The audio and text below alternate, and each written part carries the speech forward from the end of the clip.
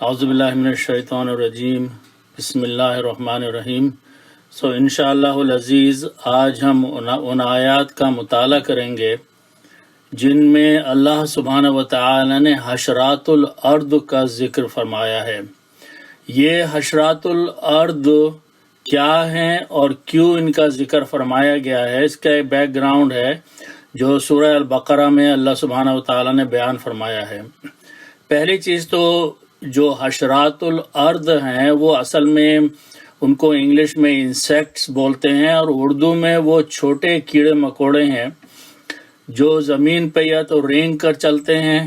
یا اگر اڑتے ہیں تو اتنی کم بلندی پر اڑتے ہیں کہ وہ قریبی انسان کے رہتے ہیں۔ تو وہ جو حشرات الارض ہیں ان کو اللہ سبحانہ وتعالی نے کسی موقع پر کسی ایک آیت میں کسی کا ذکر فرمایا،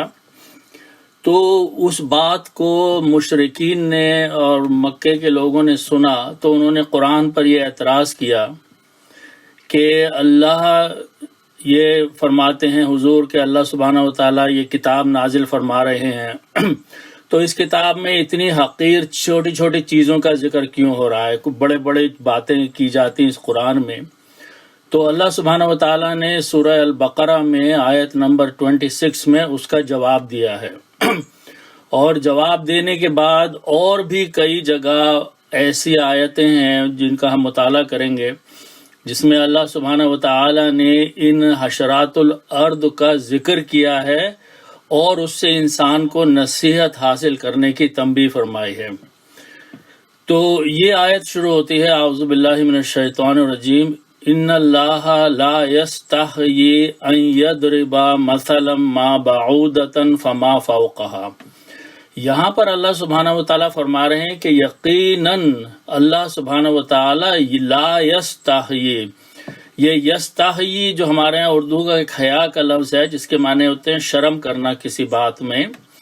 تو یہ وہی لفظ اللہ سبحانہ وتعالی اپنے لیے استعمال فرما رہے ہیں کہ اللہ کو اس بات میں کوئی شرمندگی نہیں ہے، کوئی ہچکچاہٹ نہیں ہے، کوئی رکاوٹ نہیں ہے ان یضربا مثلا کہ وہ بیان فرمائے اپنی قرآن کی آیتوں میں کوئی مثال۔ کیسی مثال؟ ما بعودتن فما فوقہا، چاہے وہ مثال اتنی چھوٹی ہو جیسے کہ مچھر ہوتا ہے، اور اس کے علاوہ اگلے دو لفظ جو ہیں ان میں اللہ نے فرمایا فما فوقہا۔ اردو زبان میں فوق کا مطلب ہوتا ہے کسی چیز کے اوپر ہونا، عربی میں فوق کا مطلب دو طرح سے ہوتا ہے۔ اگر کسی چھوٹی چیز کا ذکر کرنا ہے اور اس سے بھی کوئی دوسری چھوٹی چیز ہے تو اس کے لیے فوق کا استعمال ہوتا ہے۔ اسی طرح اگر کوئی بڑی چیز کا ذکر کیا جا رہا ہے اور کوئی دوسری چیز اس سے بھی بڑی ہے تو وہاں بھی فوق کا لفظ استعمال ہوتا ہے۔ تو یہاں اللہ تعالیٰ فرما رہے ہیں ما بعودتن فما فوقہا، بعودہ مچھر کو کہتے ہیں، چاہے وہ مثال کسی مچھر کی ہو فما فوقہا یا اس سے بھی کوئی چھوٹی چیز کی مثال ہو جو اللہ سبحانہ وتعالی بیان فرما سکتے ہیں اور انہیں اس میں کوئی ہچکچاہٹ نہیں ہوتی ہے۔ اچھا، پھر اللہ سبحانہ وتعالی نے فرمایا کہ ان چھوٹی چھوٹی مثالوں سے یہ چیز ہوتی ہے کہ فَأَمَّا الَّذِينَ آمَنُوا، وہ لوگ جو کہ ایمان لائے، فَيَعْلَمُونَ أَنَّهُ الْحَقُّ مِن رَبِّهِمْ، وہی جانتے ہیں، ان کے علم میں ہے کہ یہ جو کچھ فرمایا جا رہا ہے کسی مثال سے، کسی چھوٹی چیز کی مثال سے، اصل میں یہ حق ہے، یہ سچائی ہے ان کے رب کی طرف سے۔ تو وہ جو ہیں وہ قرآن کو اس نظر سے نہیں دیکھتے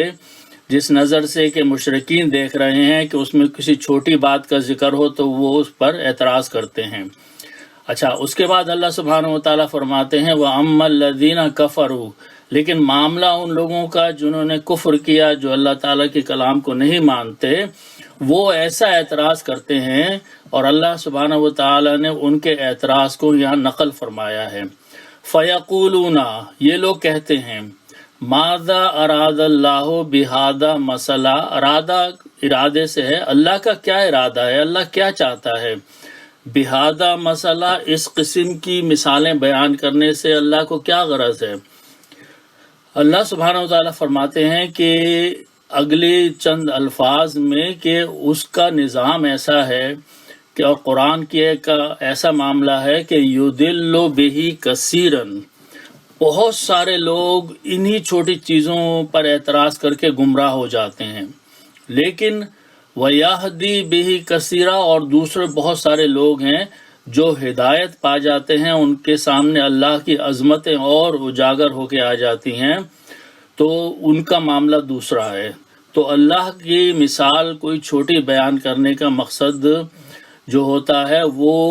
مومنوں کو اور فائدہ پہنچاتا ہے اور کفار کو اور نقصان پہنچاتا ہے۔ اللہ فرماتے ہیں وَمَا يُضِلُّ بِهِ إِلَّا الْفَاسِقِينَ، جو لوگ نافرمان ہیں بس وہی جو ہیں وہ گمراہ ہو جاتے ہیں ان قسم کی بیانات سے اور ان قسم کی معاملات سے۔ تو اب یہ تشریح کرنے کے بعد اللہ سبحانہ و تعالی نے قرآن میں کئی جگہ ان حشرات الارض کا ذکر فرمایا ہے۔ تو سب سے پہلے ہم دیکھیں گے یہاں پر سورہ النحل میں آیت نمبر 68 میں اور 69 میں اللہ سبحانہ و تعالی نے ایک اور بہت چھوٹی مخلوق کا ذکر فرمایا ہے جو شہد کی مکھی ہے۔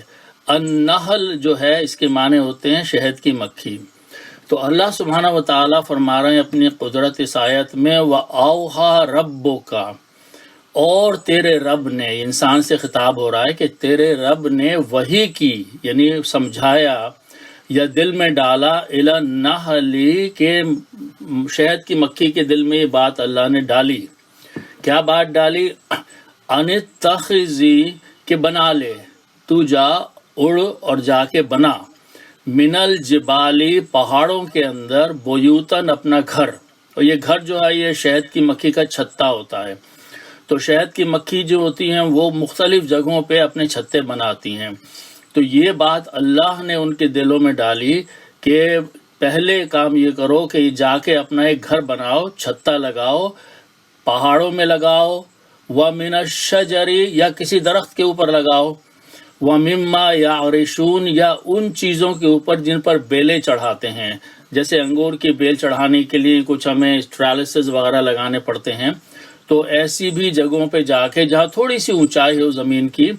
وہاں پر اپنے چھتا لگا کے اپنا کام شروع کر دو۔ جب یہ ہو جائے تو اگلی آیت میں اللہ سبحانہ و تعالیٰ فرماتے ہیں ثُمَّ كُلِي مِن كُلِّ الثَّمَرَاتِ، پھر اس کو حکم دیا شہد کی مکھی کو کہ جا اور کھاؤ، من کل ثمرات، ہر قسم کے جو پھل اور پھول لگے ہوئے ہیں ان کو جا کے اس میں سے رس نکالو، چوسو، اس کو کلی کھاؤ کا مطلب ہے۔ اچھا، اس کے بعد ایک بہت ہی عمدہ چیز بتائی اللہ سبحانہ و تعالیٰ نے، فَاسْلُكِي سُبُلَ رَبِّكِ ذُلَلًا، اللہ فرماتے ہیں کہ تو چل ان راستوں پر جو تیرے رب نے تیرے لیے آسان کر دیے ہیں۔ اچھا، آپ غور کیجئے، اللہ تعالیٰ کی حکمت اس میں دیکھیے کہ یہ جو شہد کی مکھی ہے اس کو اللہ تعالیٰ نے دو چھوٹے چھوٹے پر دیے ہیں اور وہ اتنی تیزی سے وائبریٹ کرتے رہتے ہیں کہ شہد کی مکھی ہوا میں ایک جگہ کھڑی ہو کے بالکل کھڑی ہو جاتی ہے۔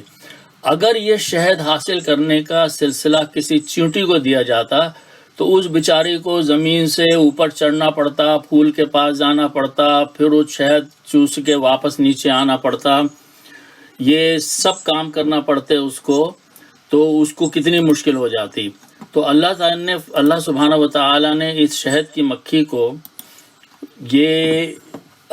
ایسے دو چھوٹے پر دیے کہ وہ ایک ہی سیکنڈ میں ایک پھول سے دوسرے پھول پہ، ایک درخت سے دوسرے درخت پہ اڑ کے چلی جاتی ہے اور کھڑے کھڑے ہی پھول کے اوپر سے جوس جو ہے وہ اس کا نکال لیتی ہے، اس کو بیٹھنے کی ضرورت بھی نہیں ہوتی ہے۔ تو یہاں یہی کہا جا رہا ہے فَاسْلُكِي سُبُلَ رَبِّكِ ذُلَلًا، اللہ نے آسان کر دیا ہے تیرے راستوں کو تاکہ تو ان پہ چل کے اس مقصد اڑ کے بہت ہی تھوڑے وقت میں بہت زیادہ جوس جو ہے پھلوں کا اور پھولوں کا نکال لے۔ اچھا، اس کے بعد اللہ سبحانہ و تعالیٰ فرماتے ہیں یخرج من بطونها شراب، ان کے پیٹوں سے، شہد کی مکھی کے پیٹ میں سے نکلتا ہے ایک لیکوڈ، شراب جو ہے ایک مادہ سمجھ لیں، ایک پانی کی طرح کوئی چیز نکلتی ہے، اس میں اللہ فرما رہے ہیں مختلف الوانہ، ان کے رنگ مختلف ہوتے ہیں، اور یہ اس پہ ڈیپینڈ کرتا ہے کہ جس علاقے میں جن پھولوں کا رس مکھی چوستی ہے اسی کی نسبت سے شہد کے مختلف علاقوں کے رنگ تھوڑے بہت مختلف ہوتے ہیں ایک دوسرے سے۔ یہ معنی یہاں ہے مختلف الوان، وہ لون کہتے ہیں رنگ کو، اور الوان اس کی جمع ہے، مختلف ہوتے ہیں۔ پھر اللہ سبحانہ وتعالیٰ فرماتے ہیں فیہ شفاء للناس، اس میں یعنی شہد میں اللہ سبحانہ وتعالیٰ نے بہت ہی شفا رکھی ہے۔ بہت ساری چیزیں ایسی ہیں، بیماریاں ہیں کہ اگر یہ باقاعدگی سے شہد کا استعمال رکھا جائے تو اللہ سبحانہ وتعالیٰ کی طرف سے ان میں شفا حاصل ہو جاتی ہے۔ اللہ فرماتے ہیں ان فی ذالک لآیات لقوم یتفکرون، ان سب چیزوں میں اگر غور کرے انسان کہ اعتراض کرنے والے تو مکھی اور مچھر کی ذکر پہ اعتراض کر رہے ہیں، لیکن ان چھوٹی چیزوں میں بھی ان لوگوں کو جو فکر کرتے ہیں، تفکر کرتے ہیں، غور کرتے ہیں اللہ سبحانہ وتعالیٰ کی نشانیوں میں، اس کی آیات میں، تو اس میں ان کے لیے بہت کچھ موجود ہے غور و فکر کرنے کے لیے۔ اچھا، اس کے بعد اگلی آیت ہم دیکھیں گے جو سورہ النمل کی ہے، اور آیت نمبر 17 سے 19 تک ہے۔ یہاں اللہ سبحانہ وتعالیٰ نے اپنی ایک چھوٹی مخلوق کا ذکر کیا ہے جو حشرات الارض ہے، اور وہ ہے چیونٹی۔ تو وہ ذکر ہے سلیمان علیہ السلام کی نسبت سے، اور اللہ سبحانہ وتعالیٰ اس مثال سے اور اس واقعے کو یہاں درج فرما کر انسان کی توجہ اس بات پر دلا رہے ہیں کہ عقل اور سوچ اور سمجھ جو ہوتی ہے وہ اللہ جس مخلوق کو چاہے عطا فرماتا ہے، اور ہر ایک سے نصیحت حاصل کی جا سکتی ہے۔ تو آیت شروع ہوتی ہے وَحُشِرَ لِسُلَيْمَانَ جُنُودُهُ، ایک وقت ایسا آیا کہ سلیمان علیہ السلام جو تھے جب وہ بادشاہ بن گئے تو اللہ سبحانہ وتعالیٰ نے ان کو قوت عطا فرما دی تھی جنوں کے اوپر اور پرندوں کے اوپر اور دوسری مخلوق پر۔ تو ایک مرتبہ انہوں نے جمع فرمائے، حشرہ جمع کیے، سلیمان نے اپنے جنود کہتے ہیں آرمیز کو، لشکر کو، جمع ہے، یہ جندن کی جمع ہے، جنود، اپنے لشکروں کو جمع کیا، اور ان کے لشکروں میں کون کون شامل تھا؟ من الجن، جن تھے، والانس، اور لوگ تھے ان کی آرمی میں، والطیر، اور پرندے تھے، فہم یوزعون، پھر ان کی درجہ بندی کی گئی جماعتیں، جیسے فوج جانے سے پہلے، سفر کرنے سے پہلے ان کی باقاعدہ ترتیب کی جاتی ہے، جماعت بنائی جاتی ہے، ان کا معائنہ کیا جاتا ہے۔ تو یہ ساری فوجوں کا اس کو اس شکل میں لایا گیا۔ اس کے معنی یوزعون کے معنی یہی ہے کہ ان کی جماعتیں بنائی گئیں، ان کو ایک آرڈر میں کھڑا کر دیا گیا۔ اس کے بعد اگلی آیت میں سلیمان علیہ السلام نے اپنا سفر شروع فرمایا، اور یہ سفر جو تھا اس میں سب چل رہے تھے، ان کے جانور بھی تھے، ان کے انسان بھی تھے، جن بھی تھے، اور طیر پرندے بھی تھے۔ تو وہ ایک ایسی وادی میں پہنچے جسے اللہ سبحانہ وتعالیٰ نے واد النمل کا نام دیا ہے، یعنی یہ چیونٹیوں کی وادی۔ کیا وادی تھی یہ چیونٹیوں کی؟ کہ اس میں کوئی ایسا علاقہ ہوگا جب وہ راستے میں پہنچے کہ کوئی پہاڑ کا اونچے کے نیچے کا ایک ایسا حصہ ہوگا جہاں پر کہ چیونٹیاں بہت کثرت سے تھیں، اور وہ اپنے زمین کے اوپر گھوم رہی تھیں، اپنا رزق تلاش فرما کر رہی تھیں۔ تو اللہ فرما رہے ہیں حتیٰ، یہاں تک کہ ان کی فوجیں چلتے چلتے اذا آتاؤ، جب وہ وہاں پہنچے، کہاں؟ علی واد النمل، اس وادی میں جہاں پر کہ چیونٹیاں کثرت سے تھیں۔ تو وہاں پر انہوں نے، سلیمان علیہ السلام نے، اللہ نے ان کو توفیق عطا فرمائی تھی کہ وہ چیونٹیوں کی گفتگو سن لیا کرتے تھے اور سمجھ لیا کرتے تھے۔ تو انہوں نے ایک چیونٹی کی آواز سنی، قالت نملتن، ایک چیونٹی نے یہ کہا، خطاب کیا اس نے، یا ایھا النمل، او تمام چیونٹیوں جو زمین کے اوپر موجود ہو، ادخلوا مساکینکم، اپنے اپنے بلوں میں، اپنے اپنے گھروں میں گھس جاؤ۔ یعنی وہ زمین کے اوپر تھیں، اور عموماً چیونٹیوں کے گھر جو ہوتے ہیں وہ زمین کے کچھ ایک چند فٹ کے فاصلے پہ یا چند انچ کے نیچے زمین کھود کے وہاں وہ ان کے جمع رہتی ہیں وہ، اور اوپر آتی ہیں اپنی غذا تلاش کرنے کے لیے۔ تو ایک چیونٹی نے یہ آواز لگائی، باقی سب چیونٹیوں کو، وہاں ہزاروں چیونٹیاں تھیں، ادخلوا، جاؤ جلدی سے داخل ہو جاؤ اپنے اپنے گھروں میں۔ مساکن جمع ہے مسکن کی، جمع گھر کے لیے استعمال ہوتا ہے۔ اور پھر اس نے یہ بھی کہا کہ لا یحطمنکم سلیمان و جنودہ، کہیں ایسا نہ ہو کہ سلیمان اور ان کی آرمیز جو ہیں وہ تمہیں کچل ڈالیں۔ اچھا، جب آرمیز چلتی ہیں تو بہت تیزی سے چلتی ہیں، اور اگر ایسا علاقہ ہے تو وہاں بہت زیادہ دھول اٹھتی ہے، مٹی اڑتی ہے، اور یہ پتہ نہیں ہوتا کہ زمین پر کیا ہے، اور تیزی سے آرمی سفر کر رہی ہوتی ہے۔ تو ان کے علم میں بھی نہیں ہوگا کہ نیچے اتنی چیونٹیاں موجود ہیں، وہ اپنے ان کو رونتے ہوئے نکل جائیں گے۔ تو ایک چیونٹی نے اپنی باقی چیونٹیوں کو، یہ دیکھیے یہ کمیونٹی کا کانسیپٹ ہے کہ ایک چیونٹی اپنی کمیونٹی کے لیے کتنی ہمدرد ہے، یہ انسان کو سبق دیا جا رہا ہے۔ وہ چیونٹی یہ کہہ رہی ہے کہ وَهُمْ لَا يَشْعُرُونَ، کہیں ان کو خبر ہی نہیں ہوگی کہ یہ تمہیں کچلتے ہوئے نکل گئے، تو تم اپنے اپنے بلوں میں جلدی سے گھس جاؤ۔ تو یہ بات چیونٹی کی جو تھی وہ سلیمان علیہ السلام نے سنی۔ اس کے بعد اگلی آیت میں اللہ سبحانہ وتعالیٰ فرماتے ہیں فَتَبَسَّمَ ضَاحِكًا مِّن قَوْلِهَا، سو سلیمان علیہ السلام جو تھے وہ مسکرائے، کچھ ہنستے ہوئے مسکرائے درمیانی طور پر، من قولہا، اس کی اس بات پر جو انہوں نے سنی تھی چیونٹی نے کہی۔ اس کے بعد ان کے دل پر اتنا اثر ہوا کہ وہاں انہوں نے اللہ سبحانہ وتعالیٰ کا شکر ادا کیا اور دعا فرمائی۔ وقالا، یہ حضرت سلیمان کہہ رہے ہیں، رب، جو اللہ سبحانہ وتعالیٰ قرآن میں کوٹ کر رہے ہیں ان کی اس بات کو، ربی، اے میرے رب، اوزعنی، مجھے توفیق عطا فرما، مجھے صلاحیت عطا فرما،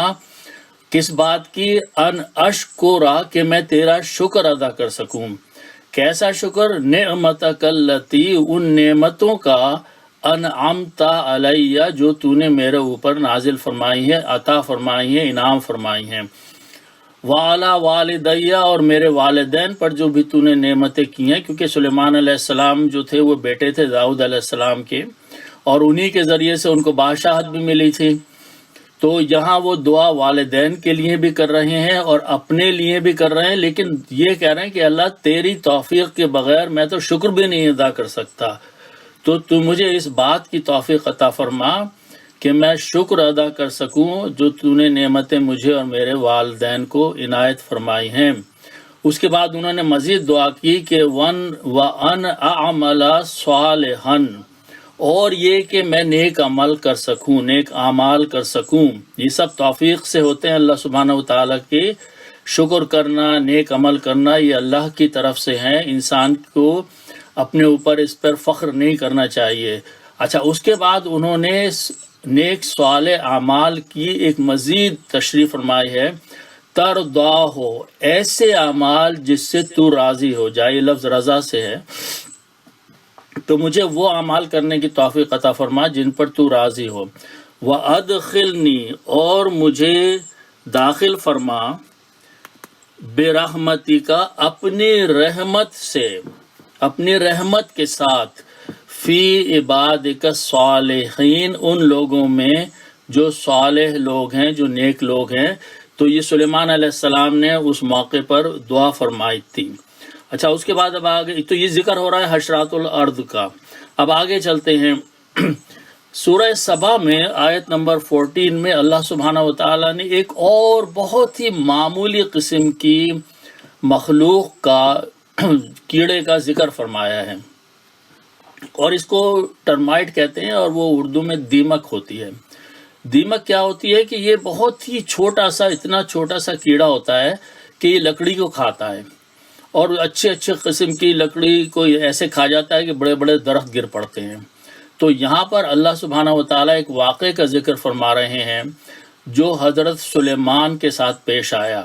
اور پہلے اس کی تشریح کر دوں، پھر میں اس کا ترجمہ کر لوں گا کہ سلیمان علیہ السلام جو تھے، ان کے حکم سے جن جو تھے وہ تعمیر کیا کرتے تھے بڑی بڑی چیزیں۔ تو ایک مرتبہ سلیمان علیہ السلام کھڑے ہوئے تھے اور جن جو تعمیر کر رہے تھے جو بھی ان کو حکم دیا گیا تھا، اور یہ ٹیک لگائے ہوئے کھڑے ہوئے تھے اپنی عصا سے، لکڑی سے۔ واللہ عالم ان کے اللہ کے حکم سے ان کی موت کا وقت قریب آ گیا اور ان کا انتقال ہو گیا، لیکن وہ جس پوزیشن میں کھڑے ہوئے تھے، جس لکڑی سے لگے ہوئے کھڑے ہوئے تھے، وہ ایسی پوزیشن تھی کہ وہ گرے نہیں، وہ کھڑے کے کھڑے رہ گئے وہاں پر۔ اچھا، اب اللہ سبحانہ وتعالیٰ نے جن جو تھے وہ دیکھ رہے تھے کہ یہ ہمیں چیک کر رہے ہیں کھڑے ہوئے دور سے، اور اللہ تعالیٰ نے ایک دیمک کو، ٹرمائٹ کو بھیجا، اور اس نے جناب وہ ان کا عصا کھایا اور اس سے وہ عصا گر گیا، تو سلیمان علیہ السلام جو تھے وہ زمین پہ گر پڑے، اور ان کو لوگوں کو، جنوں کو پتہ چل گیا کہ اب یہ تو ان کا انتقال ہو چکا ہے۔ تو اس واقعے کا ذکر یہاں کیا جا رہا ہے۔ اللہ فرماتے ہیں فلما قضینا علیہ الموت، جب ہم نے یہ فیصلہ کر لیا، حکم صادر کر دیا کہ ان کی موت آئے، یعنی سلیمان علیہ السلام کی موت کا وقت آ گیا، ما دلہم علی موتہ، تو ان کی موت کا کسی نے بھی خبر نہیں دی، یعنی وہ ایک ایسی جگہ اور ایک ایسی پوزیشن میں کھڑے ہوئے تھے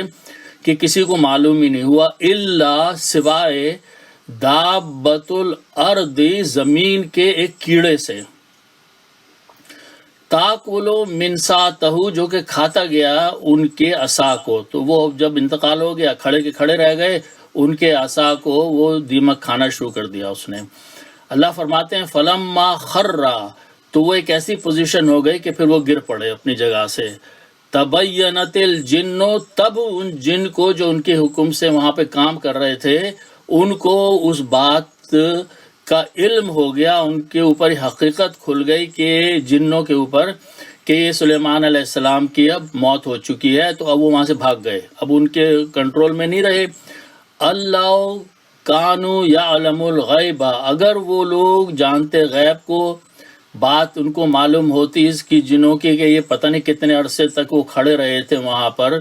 اور وہ اگر پتہ چلتا کہ ان کو موت آ چکی ہے تو وہ تو پھر اسی وقت نکل جاتے ہیں وہاں سے۔ ما لبثوا فی العذاب المہین، تو وہ ذلت کے عذاب میں، یعنی وہ محنت کے عذاب میں نہیں پڑے رہتے، وہ وقت سے وہ اپنے نکل کے چلے جاتے، لیکن ان کو معلوم ہی جب ہوا جب وہ گر گئے چیٹ اس کے دیمک کھانے کی وجہ سے۔ اچھا، اس کے بعد ایک اور اللہ سبحانہ وتعالی مثال بیان فرما رہے ہیں سورہ الحج میں، 2 آیتیں اور رہ گئی ہیں، اس میں اللہ سبحانہ وتعالی مشرکین کے بارے میں بتا رہے ہیں کہ وہ کیسے جن معبود ہیں ان کے، جن کی وہ عبادت کرتے ہیں، ان کی مجبوری کا کیا حال ہے۔ سورہ الحج کی آیت نمبر 73 ہے۔ اللہ سبحانہ وتعالی فرما رہے ہیں، خطاب ہے انسانوں سے، یا ایھا الناس، او تمام لوگوں، اے تمام لوگوں، ضربا مثل، ایک مثال بیان کی جاتی ہے تم سے، فاستمعوا لہ، تو اس کو تم غور سے سنو، جو ہم اللہ بیان فرما رہے ہیں۔ ان الذین تدعون من دون اللہ، وہ لوگ جو کہ پکارتے ہیں اللہ کے سوا، دوسرے معبودوں کو پکارتے ہیں، ان کی عبادت کرتے ہیں، ان معبودوں کی، ان پتھر کے بتوں کی مثال اللہ ہی دے رہے ہیں کہ لن یخلقوا ذبابا، یہ ایسے معبود ہیں ان کے جو پتھر بھی ہیں اور غیر، جن کو دیکھتے بھی نہیں ہیں، کچھ دیکھتے ہوئے ان کو سامنے رکھ لیتے ہیں، ان کی عبادت کرتے ہیں، کہ وہ ہرگز ہی ایک مکھی بھی نہیں بنا سکتے، ایک چھوٹی سی مکھی کی بھی تخلیق نہیں کر سکتے یہ جھوٹے معبود جو ہیں۔ وَلَوِ اجْتَمَعُوا لَهُ، اگر وہ سارے کے سارے دنیا کے جتنے پتھر کے معبود ہیں اور غیر جن کو دیکھتے نہیں ہیں، ان کی عبادت کرتے ہیں، اگر وہ سب کے سب ایک جگہ جمع ہو جائیں، پلاننگ کر لیں، جو چاہے کر لیں، تو وہ ہرگز ایک چھوٹی سی مکھی بھی تخلیق نہیں کر سکتے، ایسی ان کی مجبوری کا عالم ہے۔ لیکن اللہ اس کے بعد ایک اور اس سے بھی بڑی مجبوری ان کے لیے بیان فرما رہے ہیں، وَإِن يَسْلُبْهُمُ الذُّبَابُ شَيْئًا، اگر ایک مکھی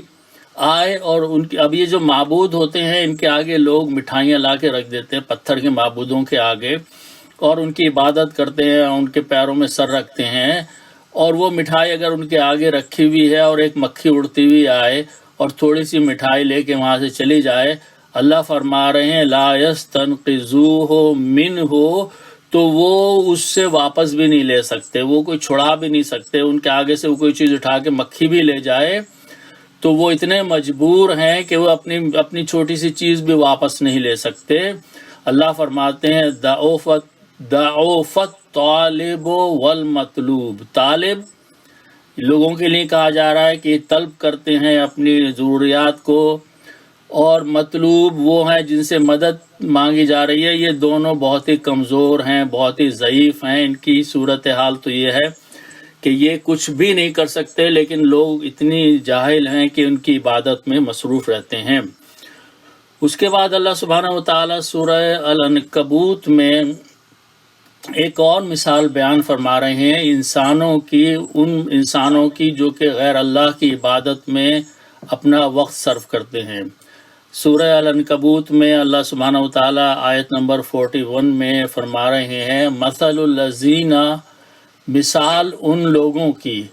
کون سی؟ جو اتخذوا من دون اللہ، جنہوں نے لے لیے ہیں، جنہوں نے بنا لیے ہیں اللہ کے سوا اولیاء، اپنے معبود کارساز۔ کیسی مثال ہے؟ کمثل العنکبوت، ان کی مثال ایک مکڑی کی سی ہے۔ عنکبوت مکڑی کو کہتے ہیں۔ مکڑی نے کیا کیا؟ اتخذت بیتا، اس نے ایک اپنا گھر بنایا۔ گھر جو ہے اس کو اللہ نے فرمایا یہ مکڑی کا جالا ہے،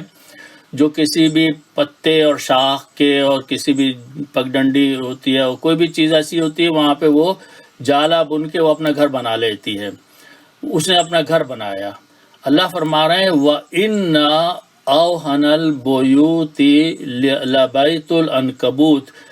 اوہن کہتے ہیں بہت کمزور ترین چیز۔ گھروں میں سب سے کمزور گھر جو ہوتے ہیں کسی بھی مخلوق کے رہنے کے، وہ مکڑی کا گھر ہوتا ہے کہ ذرا سی ہوا بھی چلی، ذرا سی آپ نے اس کے اوپر پھونک بھی مار دی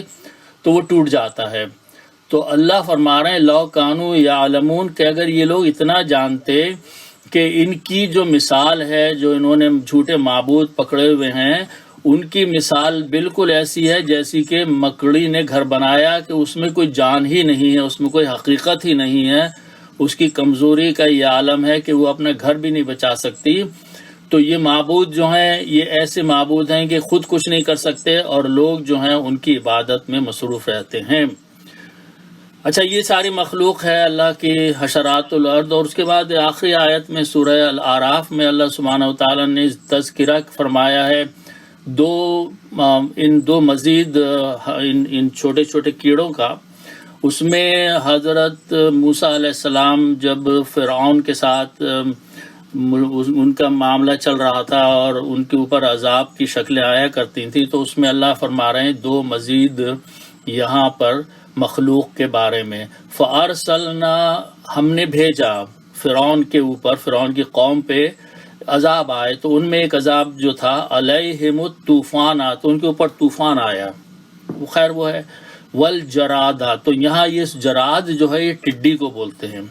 تو وہ ٹڈیوں کا عذاب آیا۔ تو یہاں پھر اللہ سبحانہ وتعالیٰ قرآن میں ذکر فرما رہے ہیں حشرات الارض کا، کہ ٹڈیوں کو اللہ سبحانہ وتعالیٰ نے اتنی چھوٹی مخلوق کو عذاب کے طور پر ان کو بھیجا۔ اس کے بعد دوسرا لفظ جو ہے والقملہ، والقملہ جو ہے وہ جوئیں کہتے ہیں، سر میں جو جوئیں ہو جاتی ہیں نا، وہ لوگوں کے سروں میں جوئیں ہو گئیں۔ تو اتنی چھوٹی چھوٹی مخلوق جو ہے اللہ کی، اس کا وہ لوگ کفار جو ہیں مذاق اڑا رہے ہیں۔ اللہ فرما رہے ہیں کہ دیکھو تو ان مخلوق نے کیا کیا بڑے اعمال کیے ہیں۔ اور اللہ فرما رہے ہیں کہ وَالضَّفَادِعَ، یہ مینڈک کو بولتے ہیں، وَالدَّمَ، وہ خون کو بولتے ہیں۔ یہ سب مختلف عذاب تھے جو کہ فرعون اور ان کے لوگوں کے اوپر اللہ سبحانہ وتعالیٰ نے نازل فرمائے۔ اللہ فرما رہے ہیں آیات مفصلات، یہ بڑی گہری واضح نشانیاں تھیں، لیکن فاستکبروا، وہ اپنے تکبر میں ہی پڑے رہے، وہ اپنے غرور میں ہی پڑے رہے، وکانوا قوما مجرمین، اور وہ لوگ ایسے لوگ تھے جو بڑے ہی جرم کرنے والے تھے۔ تو یہ جو آیات ہیں ان میں اللہ سبحانہ وتعالی نے ہر آیت میں کوئی نہ کوئی سبق جو ہے وہ رکھا ہے، مختلف طریقوں سے انسان کو سمجھانے کے لیے کہ اگر یہ ان مخلوق کے درمیان میں رہ رہا ہے تو یہ اللہ کی نشانیاں ہیں، اللہ کی آیتیں ہیں، ان سے سبق بھی سیکھا جا سکتا ہے، اللہ ان سے اپنی معاملات کا کام بھی لیتا ہے، اور انسان کے لیے یہ غور کرنے کے مقامات بھی ہیں۔ تو بجائے اس کے کہ لوگ ان کو سنجیدگی سے لیتے، کفار نے ان باتوں کا مذاق اڑایا کہ اللہ کو کیا حاصل ہوتا ہے، کیا ملتا ہے، تم کہتے ہو یہ قرآن جو ہے اللہ کی طرف سے، اور اس میں تو ایسی حقیر چھوٹی چھوٹی باتیں بیان فرمائی جا رہی ہیں۔ تو بہرحال یہ وہ آیات تھیں جس میں اللہ سبحانہ و تعالیٰ نے ان چھوٹے جانوروں کا، کیڑوں کا، مکوڑوں کا ذکر فرمایا ہے، اور انسان کے لیے یہ سب باعث نصیحت ہیں۔ سو اللہ سبحانہ و تعالی ہمیں قرآن پر عمل کرنے کی، اس کو سمجھنے کی توفیق عطا فرمائے۔ صدق اللہ العظیم۔